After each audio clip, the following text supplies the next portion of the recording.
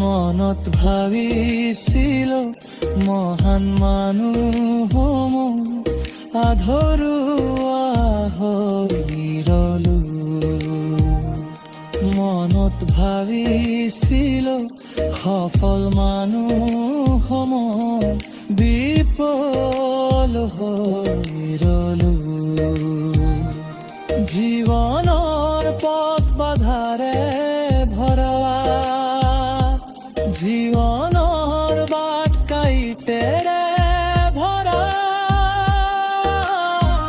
এতিয়া কি কৰো কোৱা না তুমি, এতিয়া কি কৰো কোৱা না তুমি।